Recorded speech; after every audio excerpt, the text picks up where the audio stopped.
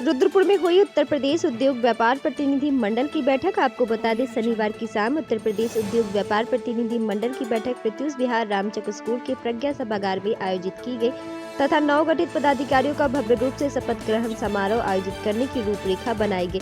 बैठक की अध्यक्षता व्यापार मंडल के अध्यक्ष श्यामजी जायसवाल ने किया। बैठक में संगठन की मजबूती एवं व्यापारियों की समस्या पर चर्चा हुई।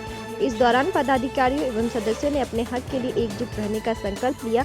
वहीं कस्बे में अतिक्रमण के चलते आए दिन हो रहे जाम की समस्या से निजात पाने के लिए अस्थायी समाधान निकालने की चर्चा की गई। इसके लिए जगह जगह पार्किंग की व्यवस्था न होना एक महत्वपूर्ण कारण माना गया। साथ ही ठेले खोमचे के बेतरतीब व्यवस्था में भी सुधार कराने एवं नाबालिग व अयोग्य चालकों द्वारा जगह जगह अव्यवस्थित तरीके से ई रिक्शे का संचालन करने से भी हो रही जाम की समस्याओं के समाधान करने के लिए प्रशासन की मदद लेने की बात कही गई।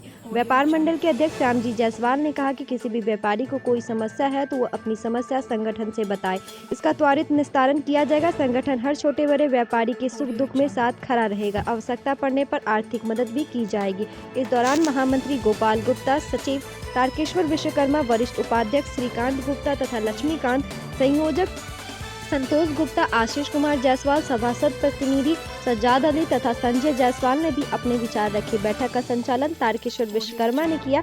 इस अवसर पर मीडिया प्रभारी सोनू गुप्ता, विजय कुमार पोद्दार, प्रेमचंद वैश्य, सोनू मणि त्रिपाठी, पवन कुमार जायसवाल, राणा प्रताप सिंह, संजय मदेशिया, राम भगत शर्मा, संजय कुमार जायसवाल, इरफान, श्याम सुंदर यादव, तेज प्रताप गुप्ता आदि लोग मौजूद रहे। BNY न्यूज के लिए रुद्रपुर से आशुतोष शर्मा की रिपोर्ट।